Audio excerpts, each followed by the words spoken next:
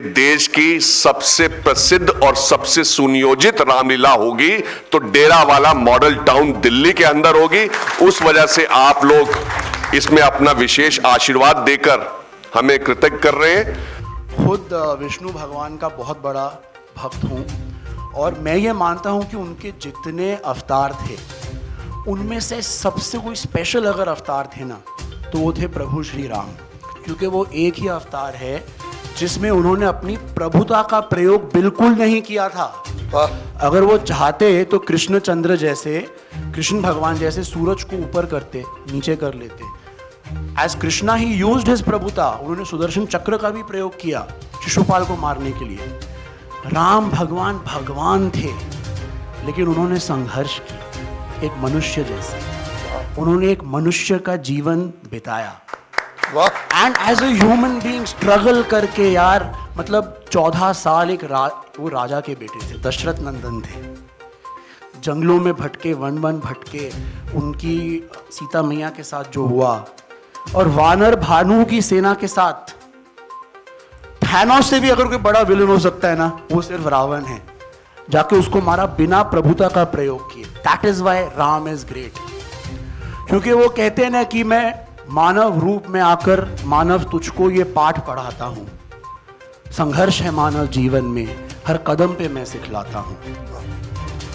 ये हमारे लिए भी अप्लाई करता है, कोई किसी की हेल्प नहीं करता। ना देव सहाय होंगे तेरे, ना ही होगा कोई चमत्कार, ना हस्तक्षेप करूंगा मैं भी, विष्णु भी आपकी हेल्प नहीं करेगा। सुनकर जब तेरी पुकार तो सुन ले ओ मानव जाति, उस समय तू मेरी ही भांति, फिर अपना धनुष उठाना तू, पौरुष के तीर चलाना तू, उस समय पढ़कर इस राम की रामायण, खुद रामचंद्र हो जाना तू। अब ये एक अच्छा है बिकॉज आई वांट कि हमारी कंट्री में राम राज आए।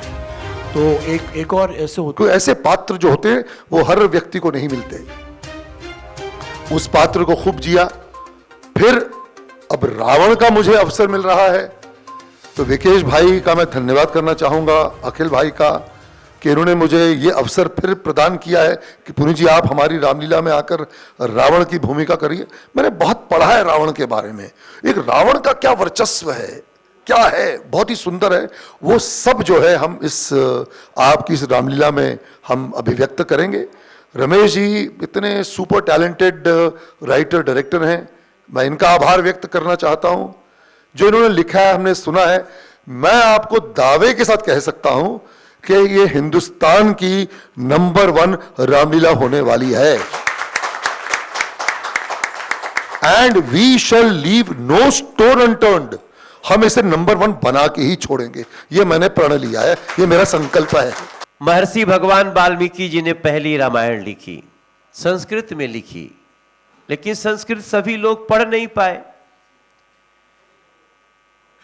फिर एक समय आता है जब तुलसीदास जी ने रामचरितमानस लिखी। आज अगर पुनीत ईसर जी कुछ लिख रहे हैं तो उसी वंशावली के आप एक अंश बन रहे हैं। रामानंद सागर जी को हम तुलसी जी से कम नहीं बता सकते। आने वाले दिनों में रामानंद सागर जी को भी वैसे ही याद किया जाएगा। जो लोग रामलीला करा रहे हैं, क्योंकि रामलीला ऐसा नहीं कि राम कब थे, तो राम तो अगर गणना करिएगा तो राम लगभग 1 लाख वर्ष पहले थे।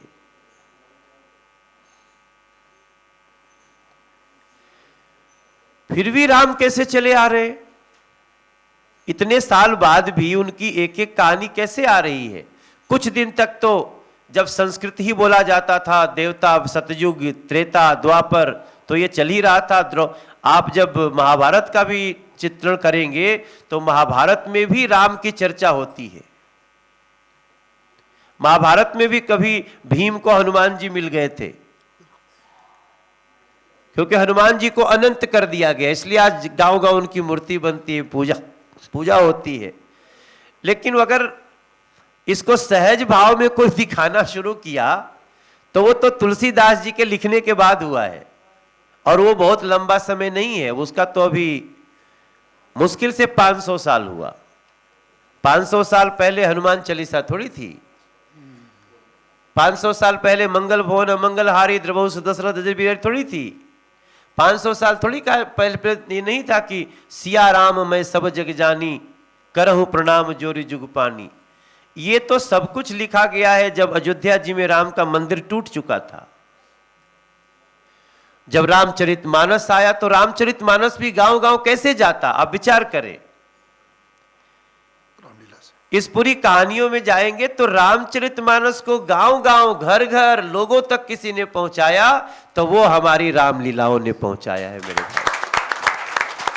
मानना है कि रामलीला के मार्फत हम लोग बहुत बड़ा काम करने जा रहे हैं। Please support Ramlila.